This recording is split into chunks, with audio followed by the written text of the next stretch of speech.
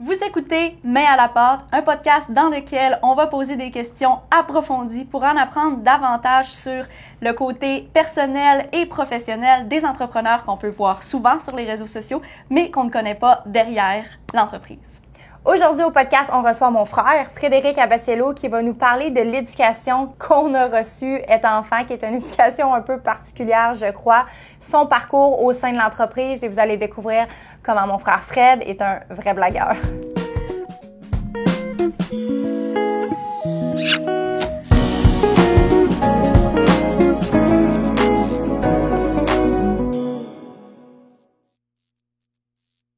Frédéric Abatiello, troisième frère et sœur de la famille Abatiello, travaille pour l'entreprise familiale depuis toujours pour la chaîne de pizza ayant la plus grande expansion au Canada. Frédéric, bienvenue à Main à la pâte. Merci les filles, c'est vraiment le fun d'être ici. Il marche-tu? On te connaît quand même comme étant quelqu'un de pince sans rire. Des fois, tu es plus drôle que d'autres, mais est-ce que quand tu étais jeune, tu avais ce sens de l'humour-là? Parce que sur les réseaux sociaux, le monde sont comme « Ah, Frédéric, il est donc bien drôle ».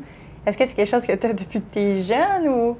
J'ai toujours aimé rire les jokes et tout, mais je suis pas. Dans mon cercle d'amis, j'étais pas lui qui avait les meilleurs jokes, mais j'étais un bon public. Ça l'a demeuré. Encore peut-être. Puis ça a évolué dans le temps, parce que maintenant, les gens te trouvent quand même drôle. C'est gentil. Merci. Ouais, je reçois souvent les commentaires.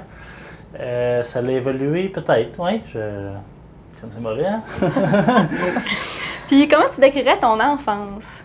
C'est une très bonne question. Honnêtement, je ne vais pas être votre invité le plus palpitant, là, mais j'ai eu une enfance très normale, je pourrais dire. Fait que, avec 5 frères et sœurs, ça, par contre, ça a toujours fasciné les gens. C'est pas tout à fait normal, là. Je pense qu'au Québec, c'est genre 1,5 enfants par famille. Oui, puis je me rappelle quand on était petits, puis on était avec nos amis, puis dans d'autres familles qu'on disait qu'on était 5 enfants.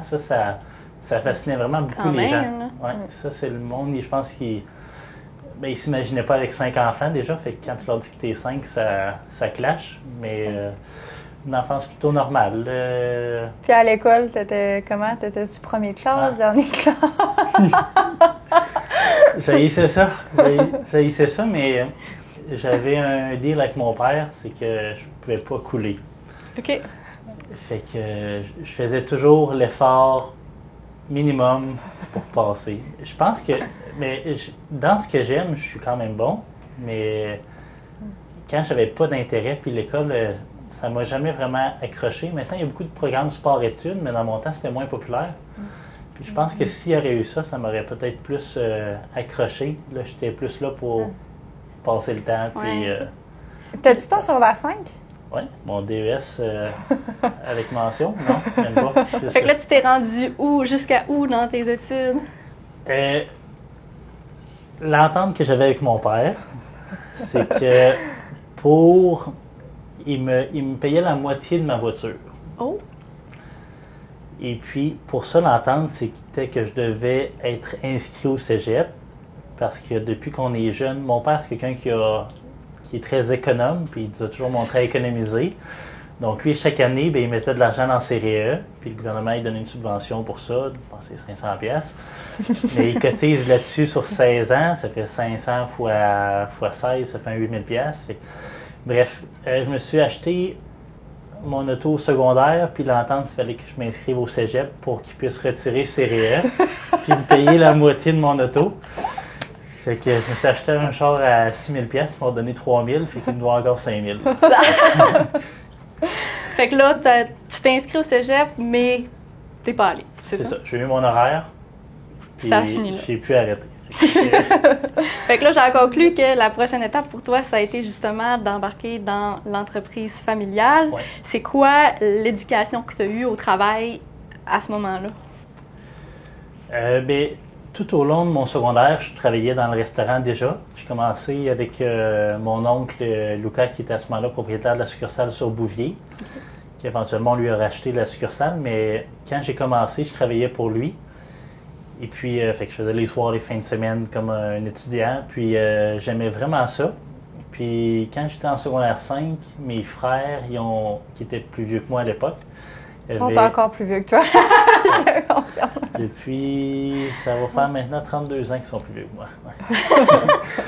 Ouais. Fait que c'est ça, mes frères qui étaient plus vieux à l'époque, ben, ils avaient racheté le commerce à mon oncle. Et puis maintenant, je travaillais pour mes frères. Fait que je trouvais ça cool, puis de les voir aller, puis toujours plein de nouvelles idées. Puis ça, en tout cas, c'était le fun de voir la drive qu'il y avait. Fait que quand que j'ai terminé l'école, ben, j'ai racheté des parts du restaurant avec eux. Okay. Tu avais quel âge quand tu as commencé à travailler au resto? Puis quel âge quand tu es devenu propriétaire? Secondaire 2, c'est quel âge ça? 13 ans. 13-14? Ouais, 13-14. C'est pas mal dans ces eaux-là, ouais. Puis à quel âge tu es devenu propriétaire? J'étais pas majeur, j'avais 17, je pense. Tu as le droit d'être propriétaire sans être majeur? Peut-être une dérogation des parents, je sais pas. Non, mais c'est quand même impressionnant, il faut dire. C'était très jeune. Mais il y en a plein, des jeunes qui ont leur entreprise, oui, mais c'est incorporé, puis payer des taxes, des impôts, tout. C'est une vraie... Ben, c'est une vraie entreprise aussi, faire du gazon, tout ça, mais toi, c'est... En même temps, ce serait vraiment dommage de mettre les bâtons dans les roues à des gens qui sont justement entrepreneurs puis qui veulent entreprendre vraiment jeunes. Oui, c'est intéressant. Ah, vraiment cool. Fred, tu es diabétique de type 1. Oui. Comment c'est arrivé dans ta vie? Comment c'est arrivé? Ben, c'est arrivé, j'avais 23-24 ans. Je suis quelqu'un qui l'a eu vraiment tard. Parce qu'en général, c'est quoi? C'est... Les gens, ils ont ça dans leur jeunesse. Okay. Plus, non. Plus, ben, en tout cas, je pense qu'il n'y a aucun cas de pareil. Là. Ouais. J'ai entendu l'histoire d'une madame qui avait 90 ans qui l'a attrapé, mais... Attrapé, je sais pas. C'est toi qui l'as contaminé, attention, si j'éternue, là, ça allait peut-être l'attraper. Fait que, non, je sais pas, j'ai développé ça vraiment tard. Puis, c'était quoi la question de... Quand c'est arrivé dans ta vie. Ouais. Comment tu t'en es rendu compte, mettons? Écoute, j'avais à peu près 24 ans, puis à ce moment-là, on brûlait quand même la chandelle par les deux bouts.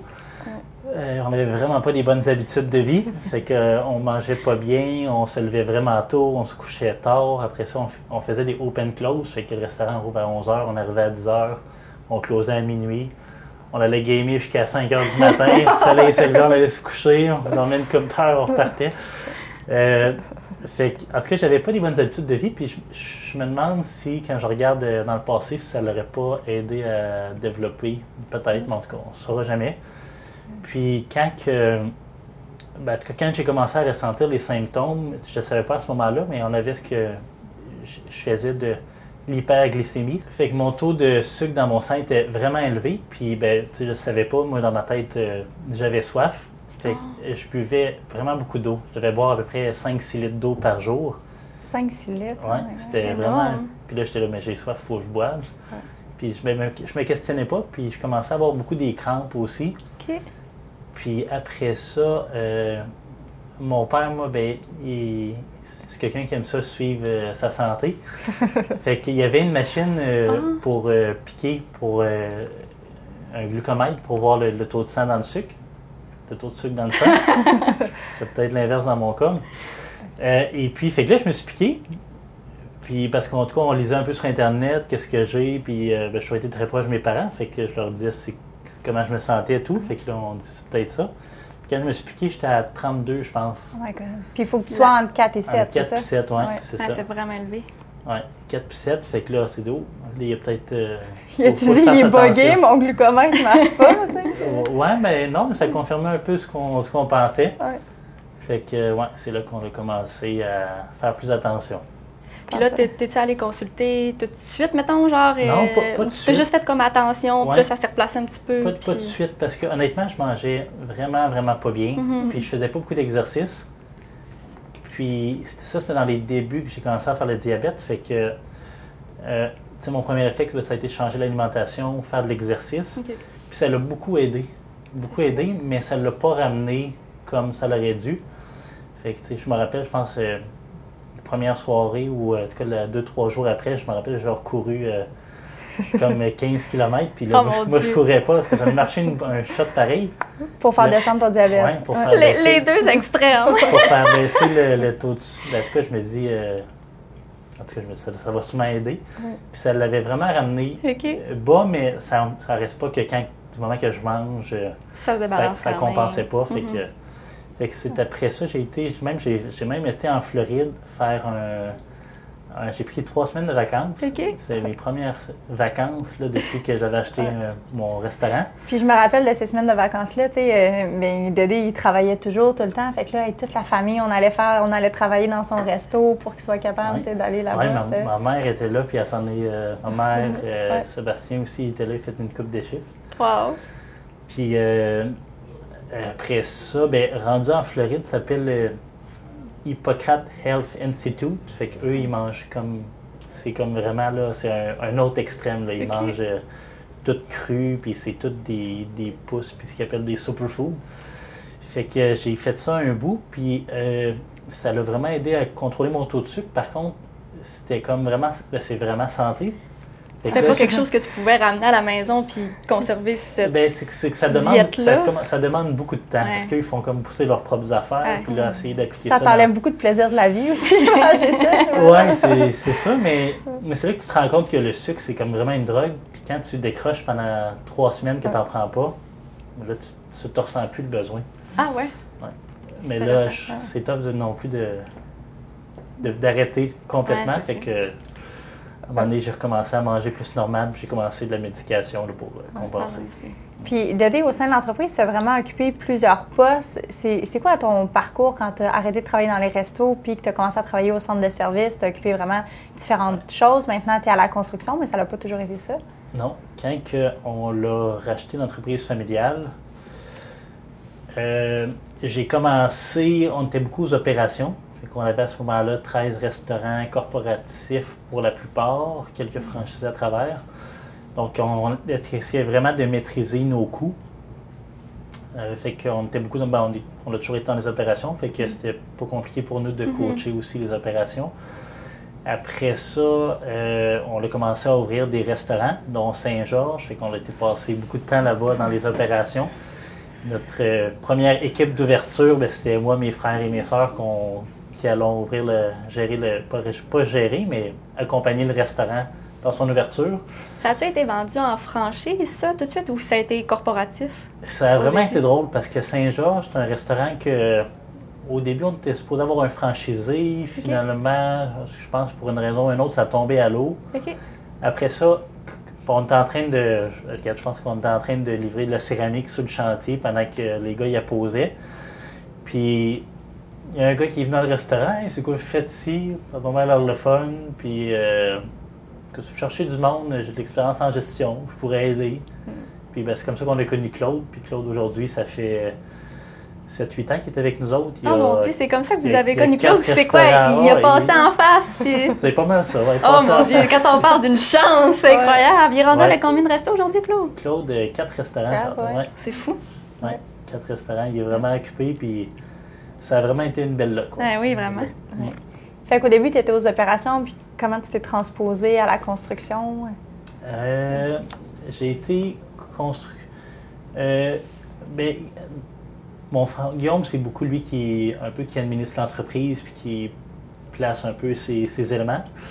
Et puis, quand il y avait une problématique, souvent, moi, j'étais plus volant. Fait que j'essayais jamais d'être attribué quelque part. Fait que Fred va aux opérations, Fred va sur l'île de Montréal pour ajuster les restaurants qu'on vient d'ouvrir. C'est le Fred volant qui allait régler les problèmes. C'est la clé cachée de l'entreprise. Oui, c'est ça, c'est le Joker à Guy. Oui, c'est ça, le Joker, oui. Comptabilité, il manque de monde. Fred, voilà. Tu as été plusieurs mois à la comptabilité. Oui. Moi, quand je vous ai connu, Fred était à la comptabilité, je pense. Oui. T'ennuies-tu? Comme va, puis tout, c'est ça les... plus ou moins. Comptabilité, honnêtement, c'est correct, c'est le fun, mais j'aime beaucoup le contact humain. Puis d'être toujours derrière son écran, c'est correct, mais le contact humain est un peu moins présent. Fait que j'aime un petit peu moins ça, mais je peux pas dire que j'ai pas aimé ça non plus. Puis après, tu es allé à la construction. Ça fait combien de temps que tu gères tous les chantiers, les nouveaux restaurants, les rénovations? D'après moi, ça va faire bientôt 1 an et demi, 2 ans. Ouais. OK. Tu as ouvert combien de restaurants? Tu as construit combien de restaurants? Le premier qu'on l'a ouvert, c'était quoi? Ça doit faire... on a dû en ouvrir à peu près une 50aine, oui, quasiment. Quand même, félicitations, c'est beaucoup. Oui, félicitations, on ne l'a pas fait tout seul. Mais c'est de la gestion, ça prend combien de temps du moment qu'un bail est signé non, du moment que vous débutez la construction, ça prend combien de temps à construire puis qu'on est prêt à opérer, mettons? On a fait en 30 jours, puis on a fait en un an aussi. Fait que Québec, ça va vraiment, vraiment bien. On a déjà nos équipes, nos entrepreneurs, nos sous-traitants. Fait que, tu sais, on signe un bail demain, ben j'appelle mes 5-6 sous-traitants principaux. Je dis, hey les boys, on a un nouveau projet là. Ça, c'est les plans. Fait que ça va vraiment vite. Par contre, là où ça l'a souvent accroché, c'est... Bien, souvent accroché. Dans les premiers, c'était quand on arrivait dans des nouvelles provinces, des nouveaux procédés, on était un peu moins habitués. Fait que des constructions qui ont été plus longues puis plus coûteuses un peu qu'à l'habitude. Effectivement. Puis là, vous êtes prêts parce que là, vous avez construit dans le passé une cinquantaine de Savatori, mais là, vous enlignez pour construire d'autres brands aussi. Est-ce que l'équipe est prête? Comment tu vois ça? C'est vraiment excitant, ça. On fait, on a fait le top là, dernièrement, là, à Rouyn-Noranda. On en a d'autres qui s'en viennent aussi prochainement. Donc, on a une couple de bails de signés, donc qui vont aller de l'avant.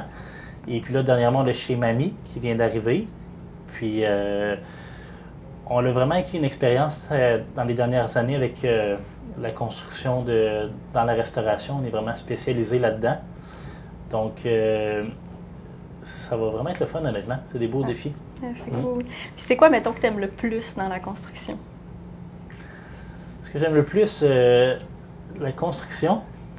On dirait que tu le sais, mais que tu ne veux pas nous le dire. Travailler avec son père. Oui, c'est ça. C'est travailler avec mon père. Non, honnêtement, ce qui est le fun de la construction, c'est que tu as toujours des petits défis là, qui arrivent un peu à gauche, à droite. Puis, ça roule jamais rondement. Oui, c'est un peu comme n'importe quoi. Ouais. Fait que c'est comme quand tu étais le frère de volant, mais là, c'est tout le temps dans le même département. Tu as des problèmes, plein de problèmes à régler un peu partout. Des petits problèmes à gauche, à droite. Fait que c'est vraiment ton créneau. Oui, c'est ça. Parce que vous avez vraiment une bonne équipe. Tu sais, du monde, ça fait longtemps qu'ils sont là. Puis commencent à bien connaître l'entreprise. Oui, puis c'est rendu... on travaille souvent avec les mêmes corps de métier. Donc, des fois, l'électricien m'envoie des photos. Hey Fred, ça, je mets-tu vraiment ça là? Ou, même vu des fois, quand ça arrive pour rouler un peu moins rondement, là, il y a un petit doute, puis il nous écrit d'avance. Fait que on est rendu qu'on est pas mal prévoyant avec tout ce beau monde-là. Ah, c'est le fun. Puis c'est quoi une journée typique pour toi au bureau? Es-tu tout le temps sur des chantiers? Es-tu tout le temps au bureau? Comment? Les chantiers, oui, on fait beaucoup de visites de chantier, mais ma journée typique, je dirais, c'est j'arrive au bureau, il est à peu près 6h, 6h30. Beaucoup de textos, je check mes textos qui sont rentrés dans la nuit, parce qu'on veut pas aussi, on a les opérations des restaurants, fait que des fois il y a de quoi qui brise dans un restaurant ou de quoi, on leur faut aussi le service. Après ça, tourner des emails, c'est fou comment ça peut rentrer dans une journée, là, faudrait qu'on trouve un moyen d'optimiser ça. Mais email à peu près 1h, 1h30, j'essaie de me mettre à jour. Après ça, les dessinateurs arrivent, les chargés de projet arrivent au bureau. Jean-François, le nouveau directeur de la construction aussi. Fait qu'on fait le tour de nos projets, qu'est-ce qui se passe aujourd'hui sur les différents chantiers. Puis après ça, l'heure du midi, c'est souvent les tests de pâtes, tests de pizza. Fait que ça, c'est un autre beau moment de la journée. Là où tu te régales. Oui, c'est ça. Puis là, il va falloir que je slack un peu. Fait que les tests après ça, honnêtement, dire une journée typique, c'est un peu paradoxal. Ça arrive jamais vraiment une journée typique. J'ai mon planning de la journée. Je sais mes rencontres sont à quelle heure. Puis le reste, j'essaie de tout fitter en dedans de ça. Tu roules à combien de courriels non lus? Il y a comme deux mentalités, hein? Il y a les 100 et plus, puis les 0. Là. Non, honnêtement, depuis que Jeff est arrivé dans l'équipe, puis qui a pris en charge la supervision des chargés de projet, ça m'en a enlevé vraiment beaucoup. Vraiment beaucoup. Puis je te dirais, je filtre beaucoup mes courriels, fait que des fois, il y en a que je sais que je peux étirer. Mais non, en général, je roule à peu près une dizaine, 10 à 30 courriels non lus. C'est pas pire. Très bon. Tu as une réputation au bureau de bon négociateur. Peux-tu nous donner tes trucs pour toujours avoir le meilleur prix? Oui, dans une négociation, parce qu'il y a deux parties. Fait que premièrement, j'essaie toujours de savoir si, parce que je veux pas être dans la construction, fait que souvent, on fait coter. Il arrive des imprévus, il y a des petits soucis, il y a des extras. Bon, on s'assied avec les fournisseurs, explique-moi ça. L'important, je pense, c'est beaucoup de poser des questions. Comprendre pourquoi c'est plus cher, quand il y a des augmentations. Puis après ça, il faut se faire une tête, savoir est-ce que c'est-tu vraiment... est-ce que c'est réaliste? Puis, tu sais, honnêtement, ça arrive pas souvent qu'on s'ostine avec des fournisseurs, mais si jamais le fournisseur, moi, il est pas compétent, puis il me dit « Hey, je vais faire ça en une journée », finalement, ça me prend 3 jours, puis il essaie de me charger des extras pour ça, tu sais, là, c'est « Wow, minute, là, on va challenger pas mal. Ouais. » Mais les mauvaises surprises n'arrivent pas souvent. Bon négociateur, je pense qu'on a un petit peu de... Je pense que le monde, c'est pas tant de négocier, mais le monde, il aime vraiment beaucoup le brand. Puis ça, je pense que ça l'aide. Ça donne un coup de pouce. Ça l'aide vraiment beaucoup. Puis t'as-tu une phrase, mettons, clé que tu vas dire dans chacune des négociations? Mon père, il dit tout le temps, on coupe la poire en deux. C'est genre, il fait son maximum, l'autre a fait son maximum, puis on coupe la poire en deux. Ça marche bien, ouais. Ou dire... Bon, je sais pas, mettons, OK, lui, il est à 15, moi, je suis à 10. Bon, 12 000, on fait des noces, puis... on fait des noces. C'est bon, ça! C'est ça, on essaie de trouver un compromis, mais si je suis arrivé à 10 000, c'est parce que je pense qu'on peut être à 10 000, puis s'il est arrivé à 15, peut-être qu'il y a de quoi qu'il a calculé que je n'ai pas calculé, fait qu'on essaie de comprendre notre différence c'est où, puis après ça, si ça marche, on essaie de faire des noces, comme on dit. Dédé, tu es aussi père de 3 jeunes enfants. Tu as mentionné arriver au bureau vraiment tôt le matin. Des fois, tu pars vraiment tard. Comment tu concilies ta vie familiale et entrepreneuriale? J'ai une femme incroyable. J'ai une femme incroyable qui m'aide beaucoup dans ça. Mais c'est vrai, des fois, j'arrive tôt, mais des fois, c'est aussi moi qui vais porter les enfants à la maternelle puis à la garderie. Là, fait que juste le mentionner. Fait que ça arrive des fois. Puis non, je pense que ma blonde, elle aide vraiment beaucoup là-dedans. Fait que beaucoup de préparation. Elle prépare les lunchs le soir. Après ça, elle arrive... le retour à la maison, souvent, c'est elle. Des fois, je donne un coup de main, mais plus souvent qu'autrement, c'est elle. Fait que là, on est chanceux. Il n'y a pas encore de devoirs à l'âge qu'ils sont. Ouais. Puis, la fin de semaine, j'essaie vraiment de mettre ça à off puis d'être le plus possible avec eux. Je regarde un petit peu mon ciel à gauche, à droite, voir s'il n'y a pas des petites urgences, mais... La fin de semaine, j'essaie vraiment de passer tout mon temps avec eux. Moi, j'aimerais ça dire quelque chose par rapport à ça. Des fois, le soir, quand on reste plus tard, je sais qu'ils t'appellent tout le temps. Oui, je trouve ça vraiment cute. Souvent, ils m'appellent en FaceTime. Puis, mettons, je sais pas, les enfants, ils ont ramassé de quoi à la garderie là, de ce temps-ci. Arthur, ils ont tout le temps une histoire à te raconter. Oui, Arthur, c'est les roches. Fait que des fois, ils arrivent à la maison, là, puis il y a plein de roches dans les poches, là, puis là, il me les montre, là. Donc là, il m'appelle en FaceTime avec ma blonde, puis il me dit hey, « Regarde ma belle roche. » C'est vraiment cool. Je trouve ça le fun. Il montre sa journée, puis les coloriages qu'ils font, puis fait qu'on prend tout le temps. Puis moi aussi, d'un autre côté, quand je passe ces petites minutes-là avec eux, juste faire un petit FaceTime, je trouve ça le fun, puis ça m'en donne une go. Vous vous êtes rencontrés dans les restaurants? Oui, si je me trompe pas. C'est comment travailler avec ta blonde? Parce que là, plus maintenant, vous ne travaillez plus ensemble maintenant, mais vous avez travaillé longtemps ensemble? Longtemps. Puis c'est drôle parce que je l'ai connue justement dans un restaurant, dans un de nos restaurants. C'était Vincent à ce moment-là qui était propriétaire de la succursale. Et puis moi, je jouais au soccer avec Vincent. Fait que là, les mardis soirs, on allait jouer au soccer, je pense, à Chauveau, ici à Québec. Puis, le soccer, c'est tard, c'est le soir. Fait que donc, je jouais comme à 8h, finissais à 9h, 9h30.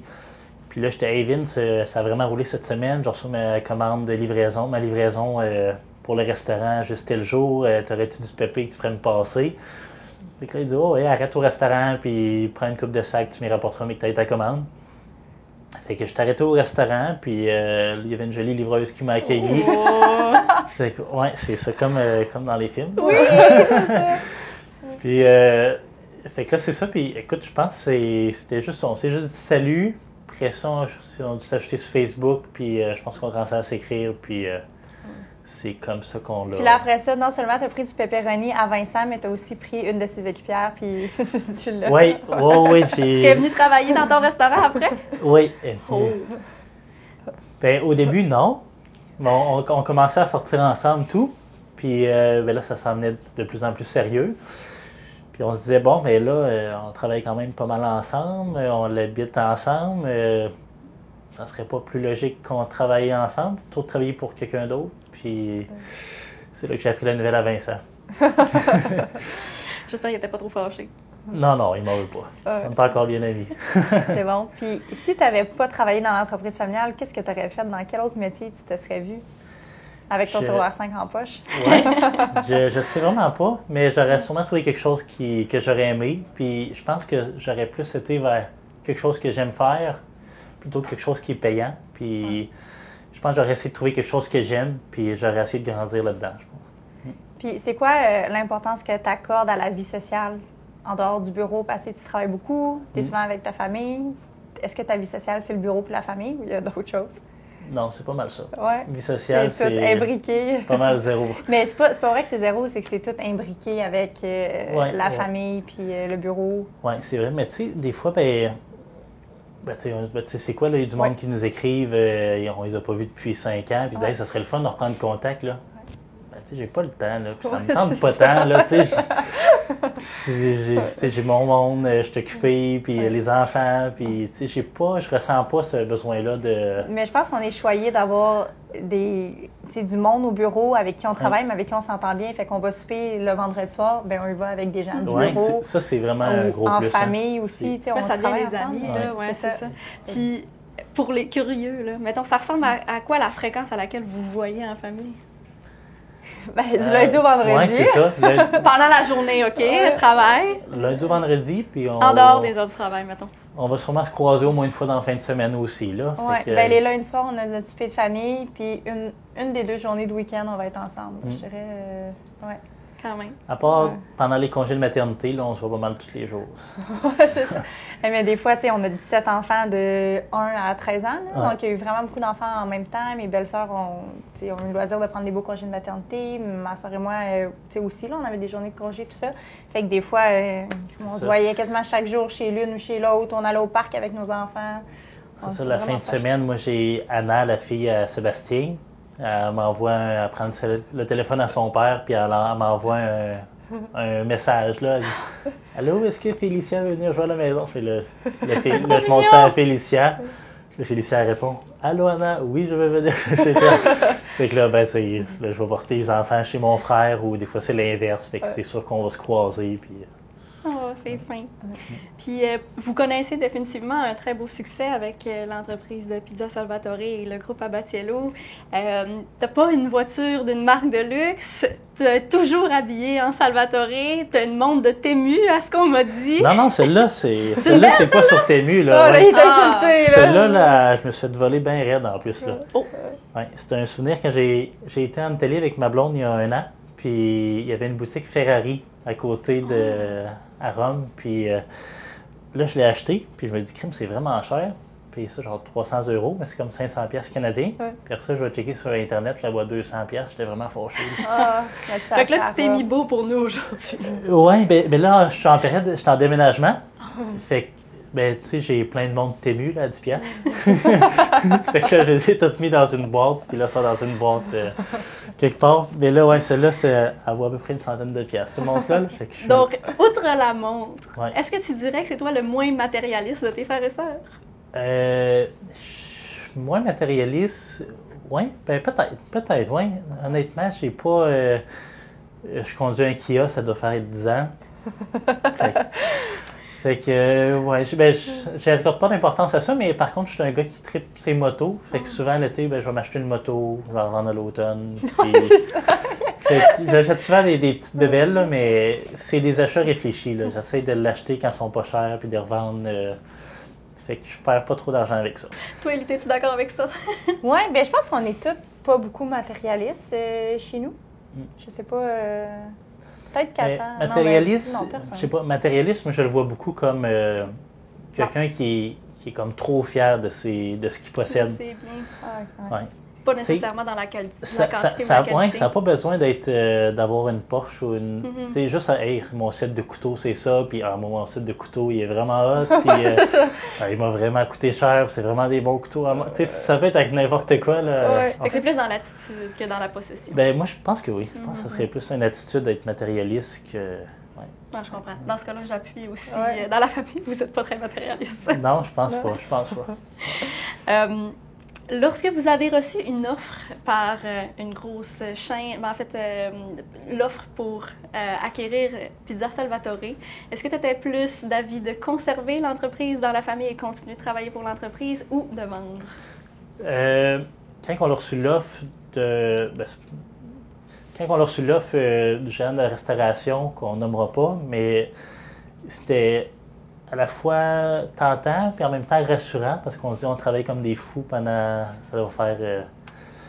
Ça fait depuis longtemps qu'on travaille comme des fous, mais là, c'est la première fois qu'on pouvait vraiment quantifier un peu le travail qu'on avait fait. Puis ça, c'était le fun de voir qu'on avait des offres qui reflétaient, qui étaient au-delà de nos attentes. Mm-hmm. Puis on s'est dit, crime, c'est cool qu'on soit rendu là. Fait qu'on est sûrement encore capable d'aller plus loin. Puis, au début, mon premier réflexe, c'était on a vraiment eu une bonne offre. Puis je me dis, peut-être qu'on devrait la prendre. Mais après ça, je me suis dit, qu'est-ce que je vais faire? Ouais. Puis, de prendre l'offre, c'était aussi d'accepter de perdre l'équipe puis de recommencer à zéro. Fait que ça me tentait pas. C'est ça, parce que tu dis on va faire un autre projet, mais là, toute l'équipe que tu as bâtie depuis longtemps. Tu peux pas partir avec. C'est ça, tu pars pas avec. Fait que, j'avoue que. Puis s'il y avait une seule chose que tu changerais dans ton parcours, que ce soit professionnel ou personnel, qu'est-ce que tu changerais? Personnel ou professionnel?